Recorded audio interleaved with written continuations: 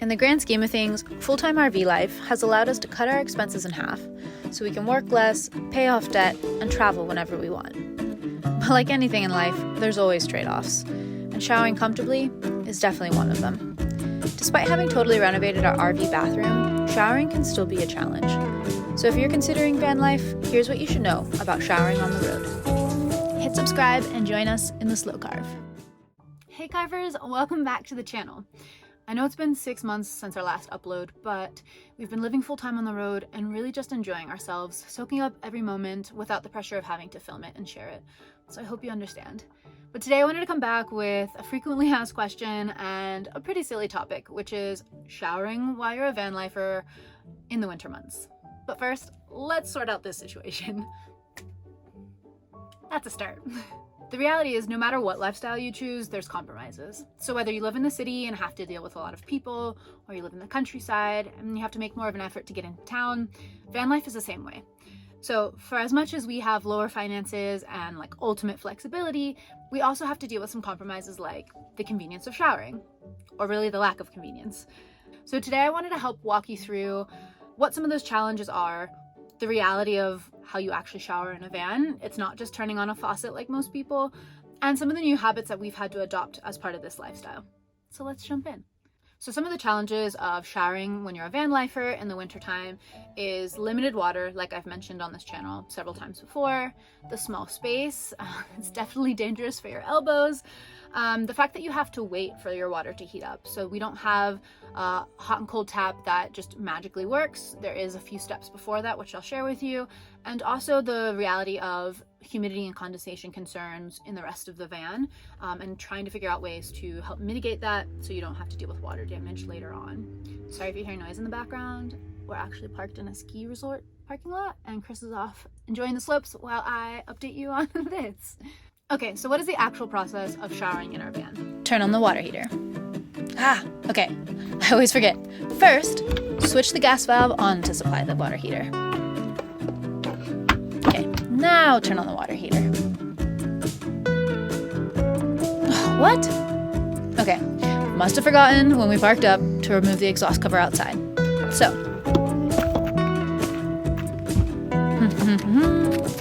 we live in Spain. Even if it's cold, it's sunny. Okay. Gas cover off.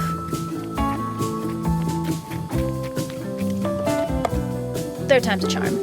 Turn on the water heater. Aha! Now we wait. A little longer. Got about 20 minutes to kill.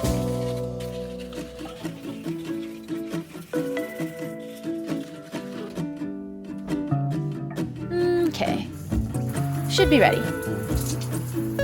Emptying out any cold water, perfect. Get in, close the door. Protect from water damage on the floor.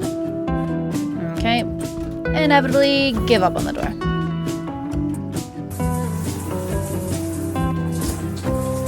Quick rinse on the bod, and then shut off water and get all sudsed up. Nice.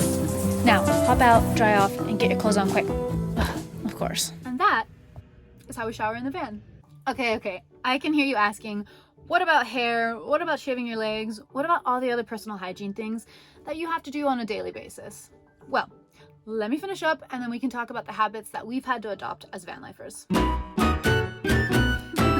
Okay, admittedly, this is not what I usually look like on a regular van life day. But speaking of the benefits of this lifestyle, I have a slopeside date today, so getting a little bit fancier than usual. So you might be wondering the realities of day-to-day life, especially in the wintertime living in a van, and what habits that might require of you.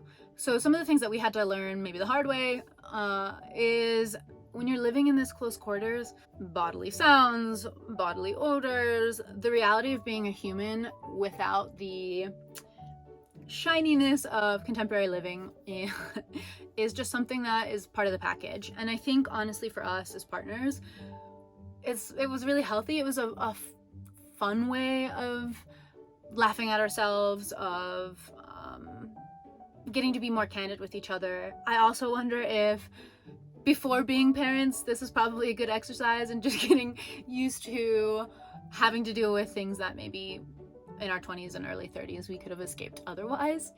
So yeah, I mean, I think it's a healthy learning. It brings us a little bit closer back to nature. It really wasn't so much of a struggle. I think a year and a half on, I'm getting less and less romantic about the idea of just not feeling the freshest and maybe going longer stints without getting to wash my hair, especially for me who has Latin roots, and I literally mean like Latin roots.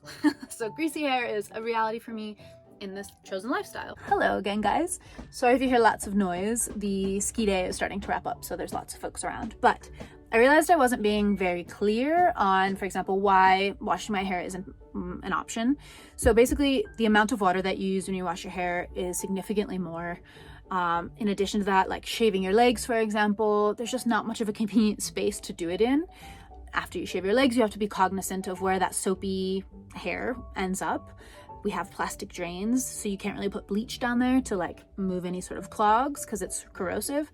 So there's just these things that you have to think about that you wouldn't otherwise in like kind of big systems in like a traditional metropolis or a suburb, that you have to be more cognizant of when you're living in the van. So that is what I maybe seemed like I was dancing around, just to clarify. So hope that helps. Hop back in. Some of the more like tactical things we've had to change is, for example, switching our towels out from traditional kind of plushy towels to more microfiber towels. They allow you to get water off your skin faster so you don't get cold so quickly, but also because we're dealing with humidity in a small space, the plushy towels would end up getting odors really quickly, whereas the microfiber towels tended to dry a bit faster. So we would actually hang them outside of the bathroom, kind of close to the heater. They dry off relatively quickly, and then we can put them back in their designated space. But it was a little shift that really helped us. Also just dealing with kind of low maintenance makeup routines. So if you're someone that's really into kind of full coverage makeup, good on you. I just really struggled with kind of the daily removal of that, or dealing with residue from the pigments drove me pretty crazy. To be fair, my makeup routine has gotten much lighter from moving from the US to Spain anyway, just from heat and change in lifestyle in general. So that's definitely something to keep in mind. If that's part of your routine, you might have to find some other way of going about it, or staying fresh so that your skin doesn't have a freak out, essentially. At the end of the day, sometimes showering is just really not an option. For example, the first month of us living in the van, we were actually in Arties in Spain, and it was negative 30 degrees. It was freezing. So one of the options that we have in cases like that, where it's been already a long stint, we desperately want to feel a bit fresher, but the bathroom space just would make us too cold that maybe we wouldn't be able to warm back up again, we do what we call bird baths.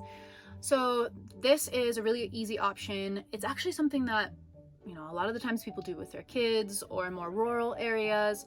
Even in Victorian times, people actually did this in their homes before running water.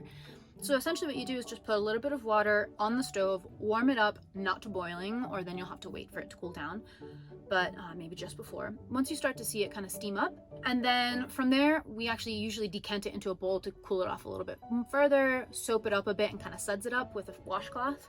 And then there's a bit of an order to this. So you do your face first, because you want the cleanest washcloth on your face, of course. And then you do kind of your secondary bits. So armpits, chest, belly, maybe you start on your legs, and then you save the most private parts for last. That way you're using the washcloth in the most effective way and you feel freshest afterward.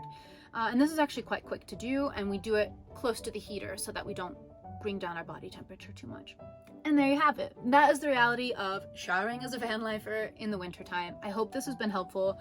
I hope you kind of get a better understanding of what you'll be facing if this is a lifestyle that you want to pursue, and some of the things that you can do to make it a little bit more comfortable for you. Or if you're just a voyeur and you wanted to know how us weird hippies keep ourselves clean, there you go. I hope this has been helpful, and I hope to get you soon. Stay safe, guys. Talk soon. Okay, let me show you the other side of living in van life.